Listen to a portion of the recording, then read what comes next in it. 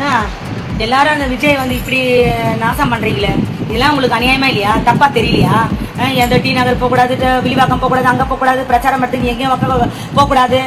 என்ன இப்படி அநியாயம் பண்றீங்களா? நீங்களாம் நல்லா இருந்துருவீங்களா? நீங்களாம் ஆட்சிக்கு வந்தா என்னப்பா? உங்களுக்கெல்லாம் என்னப்பா அவ்வளவு பயமா உனக்கு அவரை பார்த்தா? எங்க பார்த்தாலும் பிரச்சாரம் பண்ணக்கூடாது, நின்னா குத்தா, உக்காந்தா குத்தா, போனா குத்தா, ஐய அவர் அப்பா பேடுறதுல இருந்து நிக்கிறத வந்து நோட் பண்ணிட்டு இருக்கிறீங்களே. இதெல்லாம் வேற 10 பேர் வட்டம், 5 பேர் வட்டம். நீங்க எவ்வளவு கொலை பண்றீங்களோ அவ்வளவோ அந்த மேலகரம் பத்தியா கடவுள் கண்டிப்பா கடவுள் பார்த்துதாங்கிறான். இப்பெல்லாம் வந்து உடனே காட்டுது சரியா? ஆனா ரொம்ப அநியாயம் பண்றீங்க அந்த ஆளை, அந்த விஜய ரொம்ப வந்து பண்றீங்க. ஆமா 5 நிமிஷம் 10 நிமிஷம் வந்து டைம் கொடுத்து நீங்க யாருடா? நீங்க மட்டும் போறீங்களா? அவர் கணக்குல நீங்க மட்டும் போலாமா? அங்க வெட்டு போடுங்க கெஞ்சினீங்களா எல்லா கட்சிக்காரங்களும்? எல்லா கட்சிக்காரங்களும் அவர் போனா மட்டும் உங்களுக்கு என்ன?